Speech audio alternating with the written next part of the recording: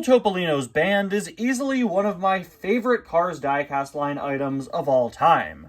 Back in 2013, we got these four pitties together in a 2-pack, and I've always thought it was an insanely clever thing to do. In Cars 2, Uncle Topolino's band is made up of 4 different pitties, all playing all these little instruments, and the fact that they decided to put all 4 of them in a 2-pack together was incredibly clever. We get 2 pitties in single packs together all the time, so why not do a 2-pack that includes 4 pitties? It was such a smart way to release these cars, and the cars themselves are, I mean, look at them, they're absolutely adorable. They're all really cleverly designed, they're so cute, and the fact that they all have their little instruments incorporated makes these infectiously fun Cars diecasts, and again, these 4 are among my all-time favorite releases. In fact, I liked Uncle Topolino's band so much that I bought them at a time when I wasn't even collecting cars. Back in 2013, I wasn't really buying cars. I bought a few here and there, but I saw Uncle Topolino's band, and I liked it so much that I immediately picked it up, and I certainly did not regret that. Hello, everybody, and welcome back to yet another review, and to another birthday request here on the channel. Today, we're going to be taking a look at the 4 pitties that comprise Uncle Topolino's band, a birthday request from Maghar09. I hope you had a great birthday. Unfortunately, this is coming out a few days late. I've been super busy lately and unfortunately was not able to keep track of the birthday request, so I feel so bad about that. My bad. Apologies on my end. And I'm going to be taking a break from doing videos for the next week. I recently posted that on my community page. Just have to kind of take a break from videos right now. I've been really kind of stressed out and working on so many projects. I've kind of been struggling with motivation, and when I realized that I'd missed a birthday request, that kind of told me, yeah, maybe it's time I take a step back from videos for a few days, kind of recharge a bit, and then come back. But I knew that before I left, I had to make sure that I got this birthday request out. So, Maghar09, I hope you had a great birthday, and I hope you enjoy the review. So I'm going to go through these guys in order. For the record, I did place them here in the order that they appear in, both in the 2-pack and in the movie. This is the order they're sitting in. So we start off with the tuba player. This is probably my favorite member of the band. He's such a fun item with this hilariously large tuba fit around him. It's so clever, and it works. That's what a tuba looks like when a person plays it, right? So they pulled that off really, really well. The tuba is, of course, a big plastic piece that is attached to his mouth. I absolutely love the sculpting of the mouth. You can see that his cheeks are kind of puffed out. He's holding his breath, blowing into the tuba. I think it looks really, really great. Of course, the tuba is not removable at all, and I've made it the subject of a running joke in my Cars Adventure series that this poor pitty's mouth is stuck to the tuba, and he talks like this at all times. And, yeah, again, another testament to just how much I love these items. I use them in videos as much as I can. I even put them in Christmas Chaos, when we had the scenes in Italy, because I just absolutely love these items. Of course, they're all based on Guido, but with different mouths and different sculpts. In the case of this pitty, of course, we have that unique mouth expression. We have the plastic tuba accessory attached to him, and he also doesn't have forklift arms. Yeah, he doesn't have arms, which is something you wouldn't really notice if you looked at him. In fact, the placement of the tuba really cleverly covers the fact that he doesn't have arms. So yeah, he doesn't have arms. When you lift him up, it becomes very, very apparent that this is a forklift without arms. And honestly, it looks kind of disturbing once you realize it. Like here it looks fine, but then you lift it up and it's like, oh, what's going on down here? And here's the thing. You would think that this was the diecast line, right? You would think that this was the diecast line trying to remedy the fact that they couldn't fit the tuba and the forklift arms because they would be occupying the same space. That's not the case. In the movie, this pitty doesn't have any arms. He doesn't. I checked, I double-checked, I triple-checked, I looked at the packaging, I looked at the poster for Cars 2, the mega poster with all the different characters on it, I checked the movie itself, he doesn't have arms. He doesn't, and for the record, they totally could fit arms on him. There is space there, at the very least on this side there is, but for whatever reason, he just doesn't have arms. Poor guy.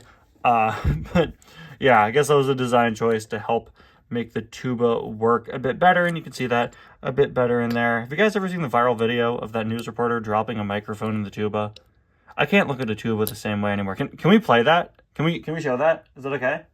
You know I love the tuba. It's one of my favorite instruments. Listen to that. Amazing. On the back of this pitty, we have this little AC logo, something we'll see on the back of all of these pitties. I assume it's maybe a reference to their car model, although I don't believe it's on Guido.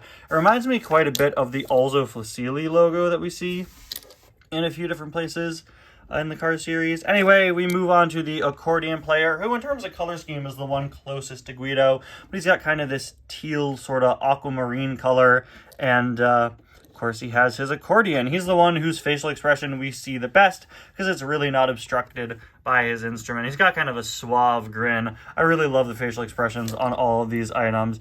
And yeah, we got the accordion there, which is sort of outstretched. You can see his arms are sort of bent inwards so he can play it, and the accordion is partially bent outwards, just curved a little bit to show that he's in the middle of playing it, which is a really, really nice touch.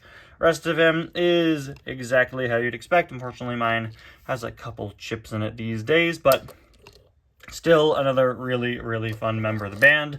Up next, we got this guy who's strumming away at, I believe this is a mandolin, and he's another very well detailed one. He may remind you of Eddie and Rocky, the guitar playing pitties from Heavy Metal Mater. He is pretty similar to them in terms of concept, but of course he's quite a bit smaller with smaller arms here, but he does have the same sort of soft plastic material for his mandolin here. The arms are actually very stable. Honestly, like, they're really well constructed. This arm in particular is pretty big. It's gripping the mandolin in a very unique way, and it is, I believe, permanently attached to that mandolin, so they are not going to be separated. As you can see, it is sort of glued on there, which is nice. But just like with Eddie and Rocky, you can kind of lift this part out a bit, and if you do that, it may have difficulty fully fitting back into shape. Unfortunately, you can see it just kind of warps back. So if you goof around with this and you pull it, it may not fully return to form no matter what you do. So yeah, basically don't do what I did. Don't get curious and ask if you could pull it out of the arm, because it might not go back in all the way. He's got this very sweet grin. I really love the facial expression there, and of course different colored highlights. I love that all these pitties have their two different colors. See how annoying that looks from the side? Go back in. There is a look at the back. Other side. Ooh, he also has a chip up there. Yikes. And there is a look at the base. And finally, of course, we have the drummer, probably the funniest of the group. His face is almost completely obstructed by this giant drum. This is one of those cars where, almost like Snot Rod, right? When you look at them from the front, you can't see the face at all, and it looks awful. But most other angles are fine. I love how they put the one-man drum on him. This is so funny. From this angle, it looks like a giant nose. It's honestly incredible. The fact that they strapped it around what is basically the equivalent of his neck, just like how you'd wear one of those in real life. But unlike real life, it wouldn't be completely obstructing your face like this. Probably my favorite detail about this item is the fact that his arms have little drumstick tips at the end, which is just so clever. Again, it really goes to show you how much love and care they put into designing Cars characters. These four pitties just showcase the world building and the design work of the Cars universe so well, showing how well they adapt different human concepts like simple instruments. It's really, really fun. He does have a pretty nice facial expression as well, just a pretty simple smile. Looks pretty similar to the facial expression of the accordion player.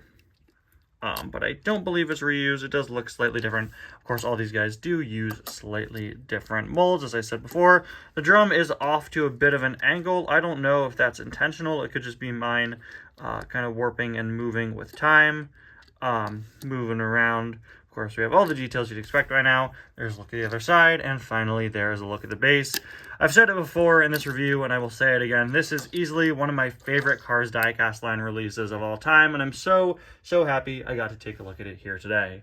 Anyway, guys, thank you so much for watching. Thank you once again, MagCar09, for the request. Hope you had a great birthday, and I'll see you guys soon. Like I said, I'm going to be taking a break from YouTube for the next few days, so see you guys soon, and I'll return with some more brand new videos.